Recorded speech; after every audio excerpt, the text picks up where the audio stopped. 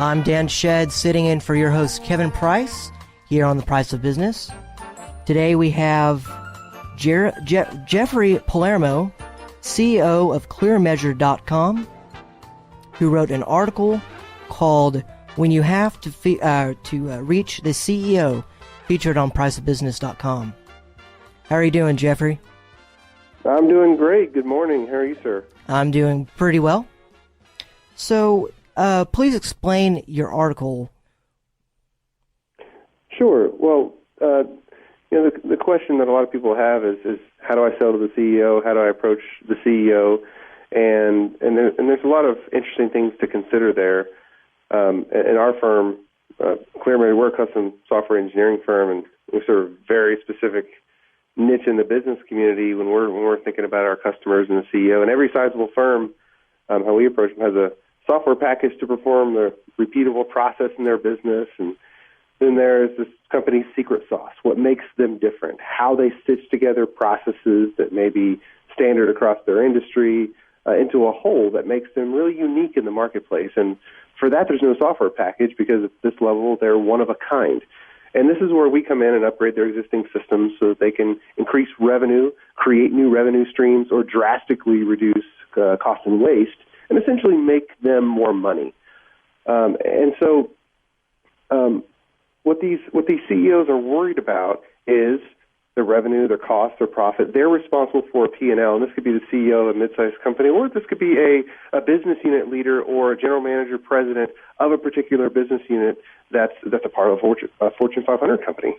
And so how to approach the CEO and really serve them in the best manner, that's really what this is about. All right, this is Kevin Price. I was able to join us for this conversation, and glad to be able to do it. And we're going to keep Dan Shedd with us through this interview, but I'm going to jump in with some questions of my own. Jeffrey Palermo, thanks so much for being with us. Love the article over there at priceofbusiness.com. When you looked at, I'm sure you're looking at those horror requests and those media requests quite often. I know entrepreneurs are trying to get their story out there. What was it about this particular request that resonated with you?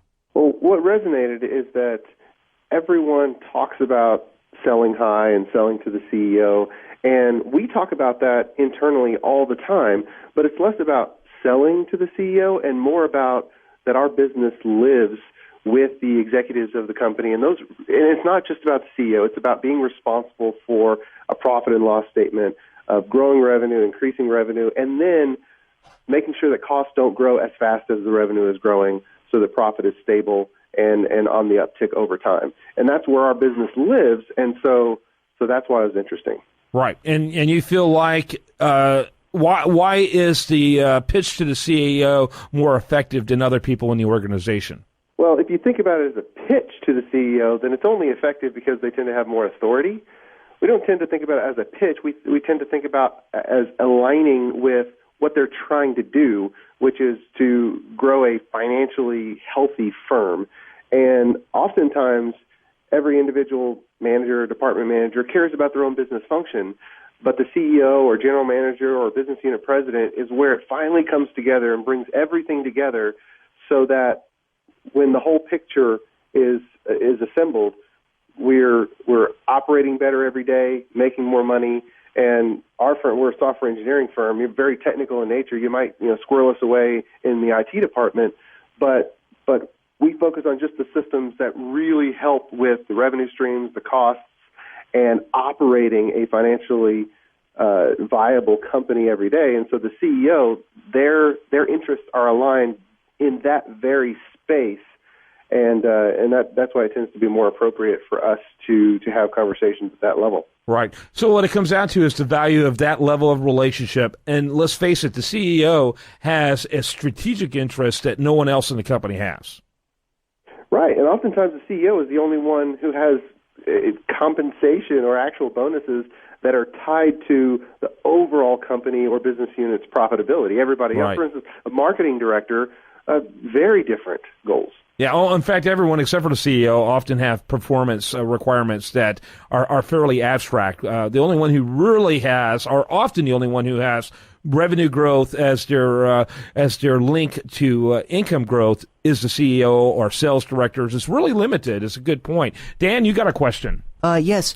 How do you deal with certain CEOs? Like they're different kinds of people and how they interact with people. Like how do you deal with certain CEOs? The CEOs are people, and so as people, we all tend to be different. We all tend to approach problems in a different way. And if we approach it like we're selling, it's not going to hit the mark. We have to approach it in a way where we are serving them. If we're not on the bus to serve them and make them successful, we might as well just go home, because then we're just playing games, we're using sales techniques, and we're being really shallow, and it's just a matter of time before the savvy CEOs see through that anyway.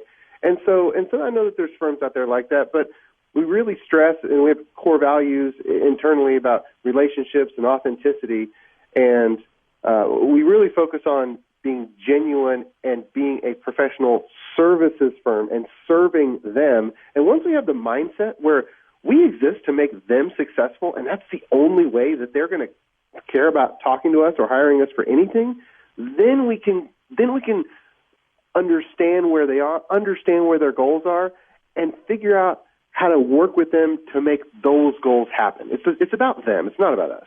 Mm-hmm. Yeah, that's interesting. So, tell me about the size range of the companies that you work with. What is your, and particularly tell us about your sweet spot, if you will. Sure. Well, we serve a very specific niche in the business community. Every sizable firm has software packages to perform the repeatable processes in their business, and then there's a company's secret sauce, what makes them different, and how they stitch together the processes that make them unique in the marketplace. And for that, there's no software packages out there, because at that level, they're one of a kind. And this is where we come in to upgrade their existing systems to increase their revenue, grow revenue streams, or reduce costs. And so we tend to live in the middle, while we have some of the sub $100 million clients, which is Fortune 500 clients as well. But the need we serve is to track and manage their business operations so that they can increase profitability, grow revenue, keep more of it. And for the smaller firms, we are selling directly to the CEO. For the larger firms, it might be a division president, or, again, who's responsible for the P&L. Yeah, very good. Go ahead there. Dan, next question. When you're working with small and big companies, what differences do you see in dealing with those companies? Like, what differences? Lots of difference. I'll sum it up for you. The small companies, the CEO is spending his own money. The large companies, the CEO is spending to a budget, and that is profoundly different. The smaller companies, the CEO, half of the time is the founder of the company, or maybe it's a family company that's been around for a while, and so it's a very different personal approach to business. And also on the small side, the CEO may have meetings directly with an accountant who is looking at every transaction, whereas in larger companies, there's separation between some of those things. And so if a large corporation at the beginning may do some planning, allocate some budget, and so when they're talking about solving a problem, they speak in terms of, hey, we really have to solve this problem. We've got $2.5 million to solve it, and what kind of solution can we get for that? And then the small CEO is saying, hey, I really want to figure out how much of this problem we can solve. I don't have any budget allocated. What might it take? We'll figure out what we can do. Yeah, very good. Thanks so much for being with us, Jeffrey Palermo. When you have to reach the CEO, check out his article over there at priceofbusiness.com. Thanks for participating in that interview and this interview today. Clear Measure is his company, clear-measure.com. Thanks so much. My pleasure. Dan Shedd, thanks for your help as well. When we come back, much more for you right here on The Price of Business.